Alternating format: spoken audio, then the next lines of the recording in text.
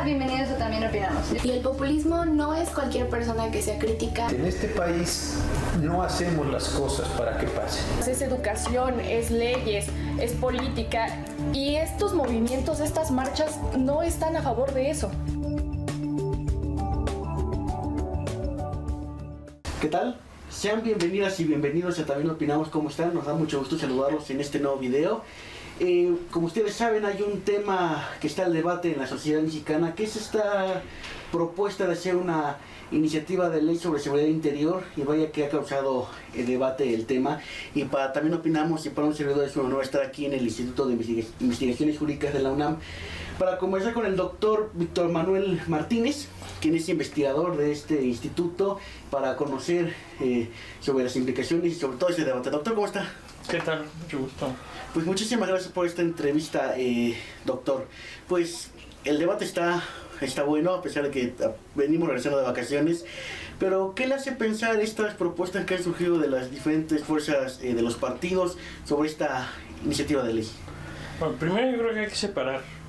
Yo creo que nadie tiene duda de la importancia y la utilidad y la necesidad de tener una regulación sobre la seguridad interior. O sea, ese es un tema que venimos arrastrando, que en su momento, cuando se dieron las reformas constitucionales, no se tocó, no se hizo una ley que regulara el tema, y lo que provoca que haya imprecisión muchas veces en conceptos. La gente no sabe qué significa seguridad interior, seguridad exterior, seguridad pública. O sea, como que son tres conceptos que de repente se pueden mezclar y pueden tener que ver. Entonces es importante que haya una regulación clara sobre el tema. El debate está más bien dado porque en este momento el elaborar una ley surge a raíz de las declaraciones del secretario de la Defensa, donde dice: elaborar una ley porque nosotros nos están metiendo a hacer cosas que no somos los responsables de hacer, y resulta que nos están poniendo en inseguridad jurídica cuando actuamos. Y en los hechos ellos sienten que pues, son perseguidos muchas veces, más que por la manera en que actúan, por la falta de regulación de su actuación y de sus formas de actuación.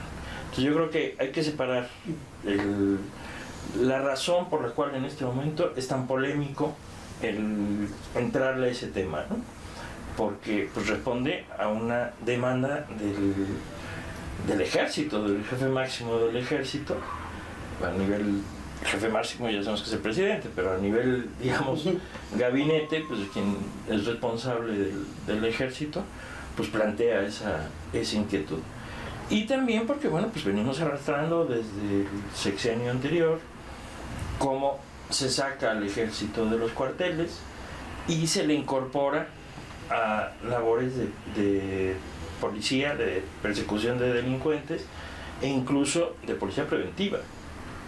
Entonces eso choca con el mandato constitucional, donde dice que en tiempo de paz los soldados tienen que estar en sus cuarteles, no tienen por qué estar fuera, aunque si bien se prevé la posibilidad de que actúe el ejército en auxilio de la autoridad civil, bueno, pues esto como no está regulado, pues se da con la arbitrariedad que lo hemos visto, pues desde que inició el gobierno de Calderón hasta el día de hoy, y con las consecuencias negativas que eso implica, ¿no?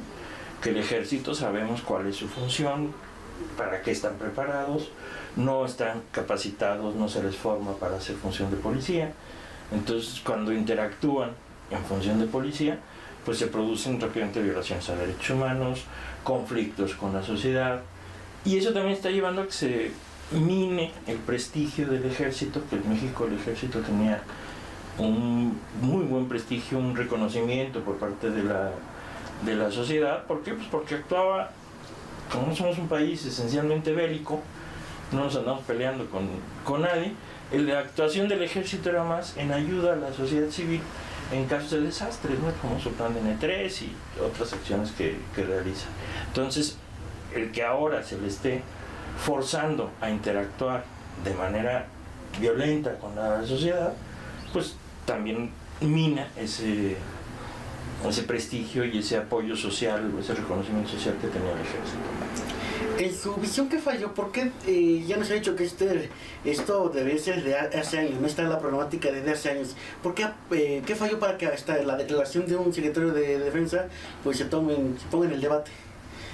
Bueno, porque la autoridad, el gobierno, evidentemente, pues le tiene respeto a las Fuerzas Armadas. O sea, las Fuerzas Armadas son una última instancia de un país para defensa de las instituciones, ¿no? Entonces, que el secretario general, jefe de las Fuerzas Armadas, hable de manera contundente diciendo nos están lastimando en nuestra posición, pues es muy difícil, ¿no? Hace que se cimbre el propio país y que además les haga ver claro a los legisladores que esto responde a una inactividad y a una pasividad de los legisladores que no han cumplido con su deber de regular el tema desde hace muchos años, ¿no? Doctor, uno de los argumentos principales que se han utilizado para iniciar con este debate es que las policías estatales y municipales no están capacitadas, que están rebasadas por el contexto nacional que vivimos de inseguridad y que al hacer esta ley pues puede ayudar. ¿Se requiere una ley para erradicar esas problemáticas que hay en las policías? No. De ninguna, nada más la ley es para cosas distintas. O sea, evidentemente la ley tendrá que abordar el tema de las policías, pero las policías hay dos funciones fundamentales de policía en un Estado democrático. Una es la policía investigadora en la persecución de delitos. O sea, cuando se cometen delitos, los policías se encargan de investigar y buscar a los delincuentes,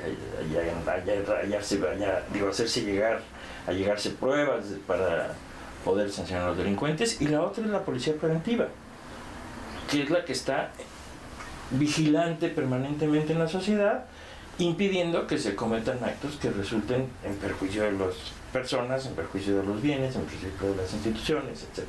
Entonces, esas dos funciones no tienen por qué, no son un problema de seguridad interior propiamente dicho. O sea, la seguridad interior, y aquí habría que empezar aclarando eso, ¿qué es? O sea, no es la seguridad pública. Las policías normalmente se dedican a la seguridad pública y a la persecución de delitos. La seguridad interior es el peligro que puede haber para la supervivencia del Estado y para las instituciones por amenazas interiores. Evidentemente, la seguridad exterior es el peligro que puede haber para la existencia del Estado, de las instituciones, que viene desde fuera. La interior es cuando esos peligros pueden venir desde dentro, que es pues, levantamientos, rebeliones, normalmente. En este caso, bueno, se ha querido señalar como un tema que vinculado a la seguridad interior, el crecimiento de la delincuencia organizada en niveles en que pues no estábamos acostumbrados y con capacidades que en cierto modo son inusitadas: el acceso a determinado tipo de armamentos, inteligencia criminal, el crecimiento de número, el acceso a recursos pues de manera impresionante. Pero ahí eso no tenía que ver con la capacitación de policías. O sea, la realidad es que en México no se ha querido capacitar a la policía, que el dinero, se han dedicado muchos miles de millones de pesos desde que se sacó al ejército a la calle y se dijo que era para que mientras el ejército hacía esa función se capacitara a los policías y el ejército pudiera volver a sus cuarteles. En los hechos, esos miles de millones de pesos que se han dedicado, o se los han robado, o los han mal usado, o los han destinado a otros recursos, pero el hecho es que no ha habido una capacitación de policía eficiente en ningún lado del país, absolutamente en ningún lado. Incluso el esfuerzo con el que arrancó este gobierno de que iban a crear la Gendarmería Nacional, pues en los hechos es un fracaso. No hay una presencia real de eso que lo que llamaron Gendarmería Nacional, y que se supone que iba a hacer un cambio cualitativo en la policía a nivel nacional, ¿no? Un cuerpo policíaco a nivel nacional. Entonces aquí el problema es esencialmente de falta de capacidad de los gobernantes y por supuesto de corrupción. El tema central está, yo creo que en esas dos cosas, y de voluntad política. Y los gobernadores, entre otras cosas, pues están tranquilos porque cuando las cosas les ponen un poquito difíciles en su estado, lo que piden es que les manden al ejército. Lavarse las manos, ¿no? Entonces, que les manden al ejército, que les manden a la Policía Federal, ¿no? Y entonces, pues, primero, además, ¿qué puede hacer la Policía Federal? Lo que puede hacer el ejército cuando llegan a una plaza que no conocen.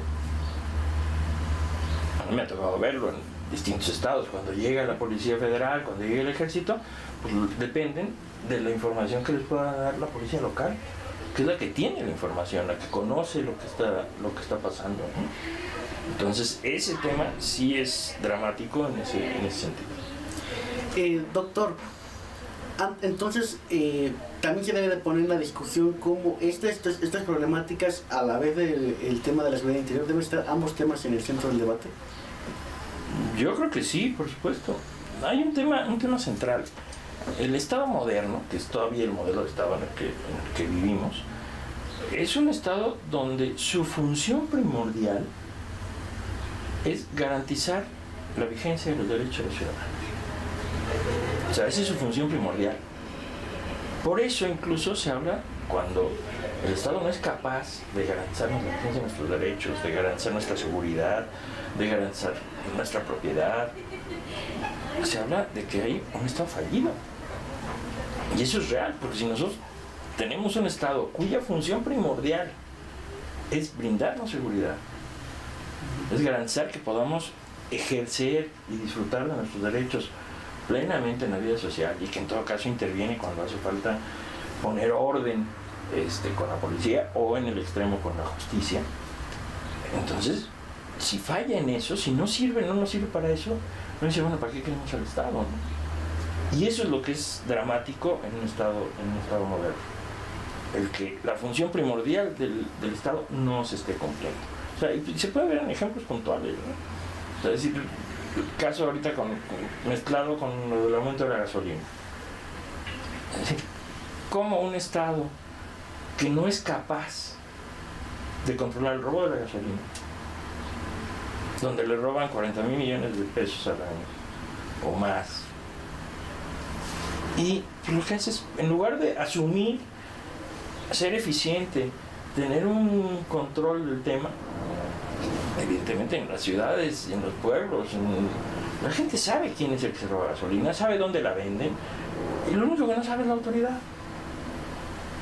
Y la autoridad, en lugar de acotar esas cosas, ¿qué hace? Pues le cargo a la sociedad el costo, ¿no? Que la sociedad paga el costo y punto, no pasa nada. Pero uno dice, ¿cuántos años llevamos con robos multimillonarios de gasolina que le afectan al Estado, que le afectan a la institución, que son un problema de seguridad?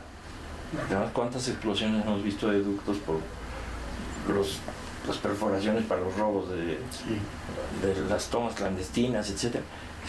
Y el Estado no ha sido capaz de solucionarlo, no ha sido capaz de tener un sistema que sea eficiente para controlar eso, ni construir la inteligencia de investigación suficiente para saber a quiénes perseguir, ¿no? O sea, si vemos, tampoco el problema de seguridad pública en México no es tan grave.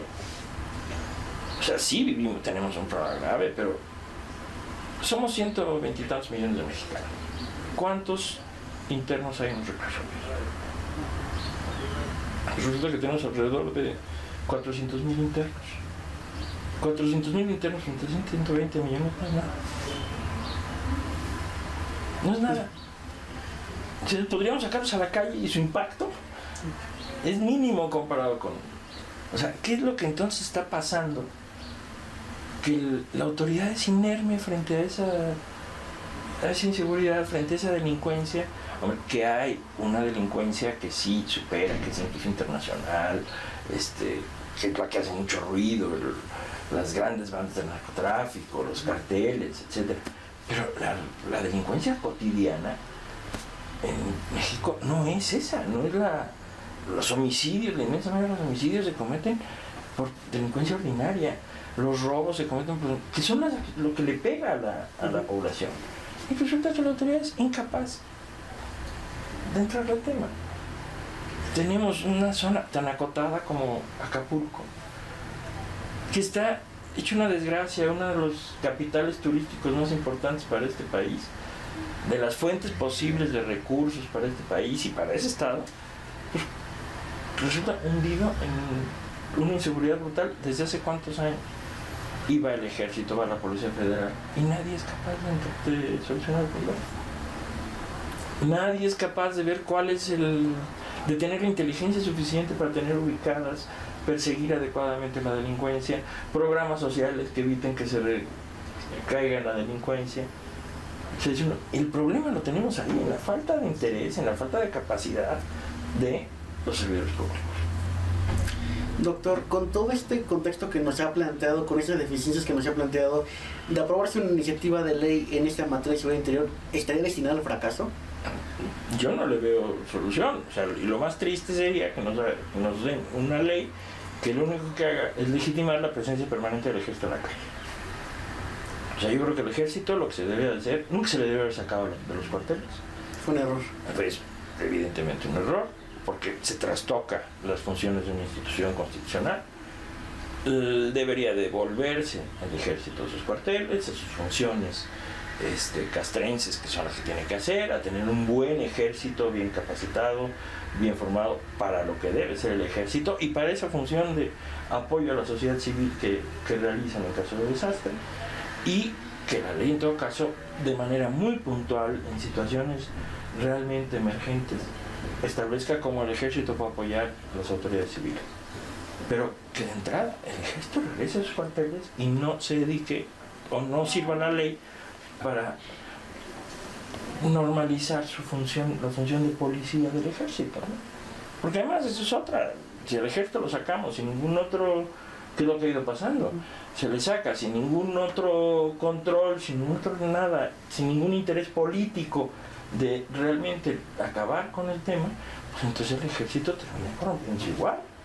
Y ya hemos visto zonas del país donde pues, el ejército termina igual corrompiéndose, si no son almas de la caridad, hermanitos de la caridad, no son almas sanas y puras.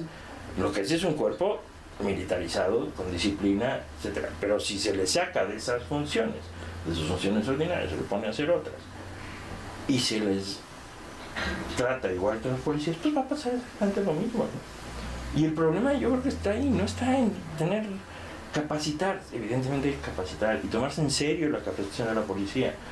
Las policías valiosas del mundo, las que tienen reconocimientos internacionales en Inglaterra, en Francia, en España, son policías que su capacitación lleva un mínimo de 3 años. O sea, para que alguien entre a formarse a la policía y después salga a la calle, lleva un mínimo de 3 años y a veces más. Aquí los queremos meter en 6 meses y sacarlos a la calle, bueno, ni condición física suficiente tienen, ¿no? Entonces, ¿qué van a hacer? Policías que no saben manejar armas, que no saben defensa personal, que no conocen las normas, que no conocen su marco jurídico de actuación, que no tienen estudios, formación para propiamente su función, si es preventiva, bueno, de cómo realizar la contención, cómo controlar las manifestaciones, cómo... Simplemente los metemos 3 meses, se les da una barnizadita, 6 meses, se les enseña cualquier cosa y se les saca a la calle. Y muchas veces encabezados por mandos corruptos, entonces no hay nada que hacer. O sea, mientras esa sea la dinámica en la que sigamos actuando, no hay nada que hacer con la seguridad pública. Doctor, algo que rescato mucho de esta conversación que estamos teniendo aquí en También Opinamos, es que no es tanto el problema las leyes, ¿no? Sino el problema es otra cosa. O sea, por supuesto. Es otro contexto. ¿Cómo entrarle? ¿Cómo los investigadores, cómo los estudiantes entrarle a erradicar o a solucionar esos problemas que pueden afectar a las leyes y ya después enfocarnos en ellas? Yo creo que la función es muy clara. O sea, lo que nos toca a los ciudadanos es primero cumplir la ley. O sea, nosotros no auspiciar la corrupción. Y cuando se presenta, denunciarla. Y denunciarla en serio. O sea, y esos son los deberes ciudadanos. El problema es que aquí, bueno, pues, la corrupción está tan generalizada que el que decir, bueno, pues es que a mí soy víctima de un acto de corrupción, y uno dice, bueno, ¿y ante quién la denuncio? Alguien es secuestrado y dice, bueno, pues es que no puedo denunciar porque no sé si la policía está coludida o está detrás hay policías detrás del secuestro. O sea, eso es lo que es grave, y ante eso, bueno, pues lo que hay que hacer es empezar a limpiar y exigir a la autoridad. O sea, no nos queda de otra, pero no exigir a base de marchitas y marchas y estorbarnos unos a los otros. O sea, esa idea de la capacidad cívica expresada en bloquear calles todos los días a todas horas, eso no sirve para nada. O sea, evidentemente que cuando hay que hacer marchas hay que hacerlas, cuando hay que ejercer la presión social manifestándose hay que hacerlo, pero no que 20 gentes, porque les cortaron el agua de su manzana, puedan bloquear una avenida y fastidiar al resto de la población. Pero eso también es responsabilidad de los ciudadanos. O sea, por un lado es responsabilidad de la autoridad de atender las demandas cuando existen para evitar que la gente tenga que salir a la calle a hacer esas cosas. Y la otra responsabilidad de los ciudadanos. Es decir, hombre, a veces es más fácil salir y bloquear un día una calle, y sabemos que yo bloqueo esa calle, si es importante, a las 2 horas ya está ahí la autoridad resolviendo el problema. En lugar de ir a las oficinas, hacer los trámites que tenga que hacer la presión que tenga que hacer, usar las normas que tenga que usar para recibir el servicio que tenga que recibir. Bueno, pues ese es el problema de este país. También los ciudadanos tenemos parte de responsabilidad en eso. Doctor, un poquito para regresar al tema y ya ir aterrizando en la conversación, se ha hablado en este debate que en esta ley se puede militarizar el país, que tiene tintes autoritarios, en fin, usted, y además que se puede vulnerar derechos humanos. ¿Ve viable, ve que pueda darse ese escenario, o eso es ser muy suspicaz? Yo creo que no, yo creo que nosotros tenemos una suerte comparativamente con otros países. Tenemos un ejército que en ese sentido es muy disciplinado. No obstante que hasta un pasado relativamente reciente el gobierno estaba formado esencialmente por militares.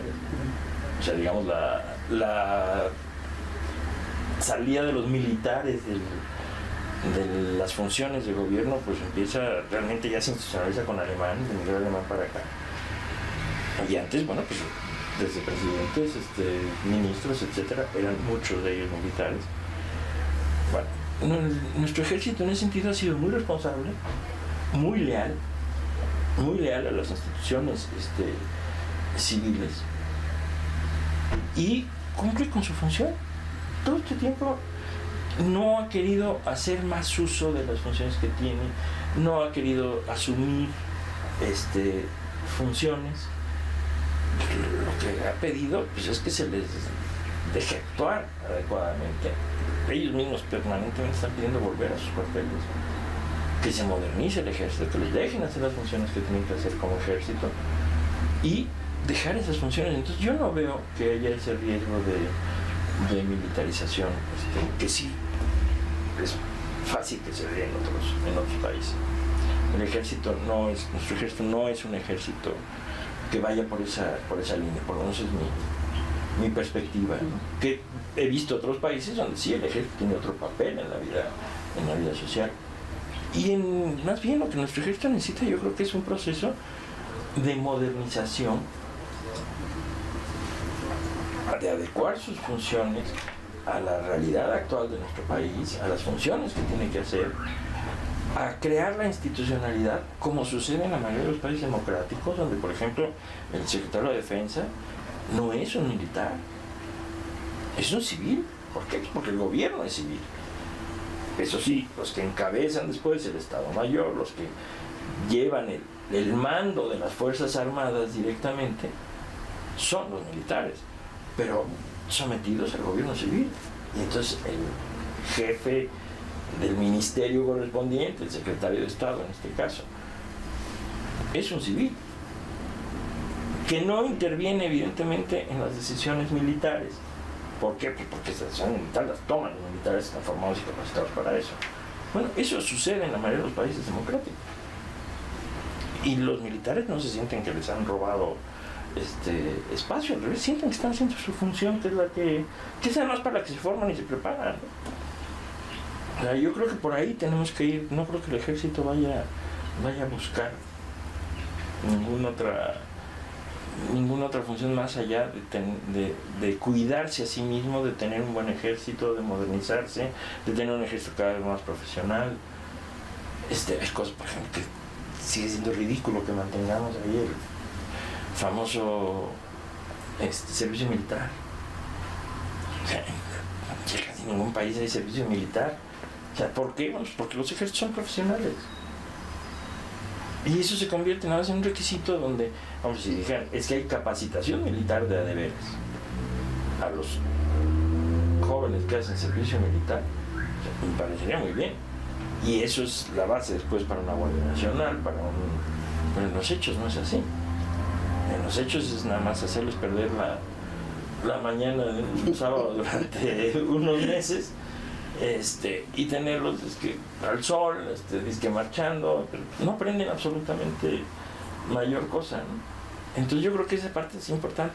Son de las cosas que aparentemente son mínimas, pero que implican esa modernización del ejército, esa profesionalización, ese tener tal vez un mejor ejército y que responda a las necesidades actuales de la sociedad. Pues sin duda, doctor, el tema da para mucho, el tema que analizarlo, estar informados como ciudadanos, y le agradecemos enormemente que nos haya recibido aquí en su cubículo en el Instituto de Investigaciones Jurídicas de la UNAM para comenzar ese tema. Y bueno, pues muchísimas gracias, doctor. No, muchas gracias a ustedes, y qué bueno que le entran a estos temas que están en el debate nacional, y donde yo creo que muchas veces hay desorientación por parte o de una parte de la sociedad que mezcla esto que decíamos, conceptos de seguridad pública con seguridad interior, y que son cosas que hay que aprender a ver de manera distinta, ¿no? Pues sin duda, doctor Víctor Manuel Martínez, gracias por recibirnos aquí, gracias a que nos ven y nos escuchan, nos escuchamos y nos vemos en la próxima.